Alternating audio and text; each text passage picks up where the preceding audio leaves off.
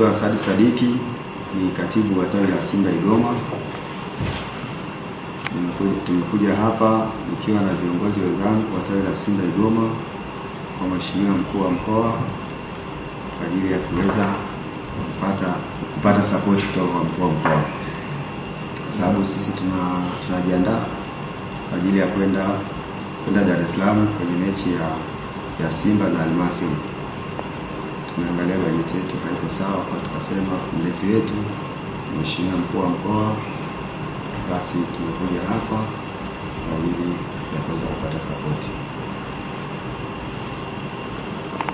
Kwanza mimi ninawapongezeni, naendelea kuwapongezeni. Tawi la Simba Igoma mmekuwa mara kwa mara mnanishirikisha katika shughuli zenu. Wakati ule mlienda kucheza Dar es Salaam, mlienda kucheza mechi gani? Al Tripoli. Na mliliomba mchango. Niliwachangia shilingi ngapi? Milioni 1,500,000. Lakini na watu wa Yanga pia niliwapa milioni 1,500,000. Sasa bahati mbaya Yanga wameshatolewa, safari yao imeishia hapo. Sasa nyinyi mnaendelea na mashindano ya kimataifa.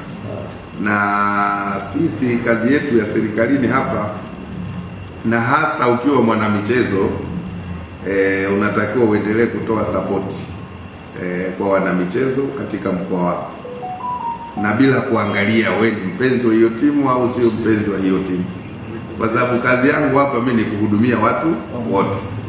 Mimi ni mtu wa Pamba Jiji, lakini nyinyi pia tulikubaliana Simba ikicheza na Pamba Jiji, nyinyi shabikieni Simba.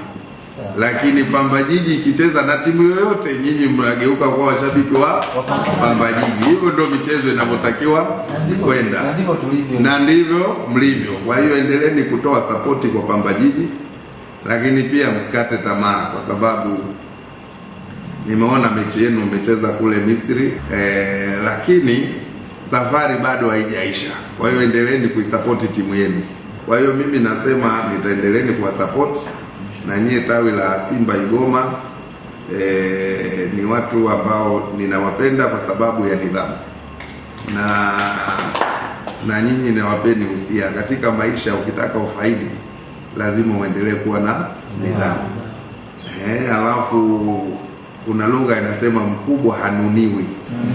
Mkubwa hanuniwi. Alafu uongo wa mkubwa sio ukweli wa mdogo.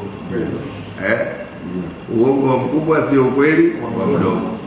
Ukitaka kufaidi, ukitaka kupewa heshima, ukitaka kupata support, ni kuonyesha ushirikiano. Sasa kwa kuwa timu yenu inashiriki kimataifa, sisi pia tunawajibika kuwa support watu wa Mwanza. Kwa hiyo mimi mkuu wa mkoa nitawachangieni tena shilingi milioni 1 kwa ajili ya safari yenu ya Dar es Salaam. Lakini nitawachangieni pia na mafuta lita 100 kwa ajili ya gari yenu. Kwa hiyo nyinyi mtajua katika hiyo hela nyingine mnakula njiani kidogo, na nyingine mnaongeza kidogo mafuta.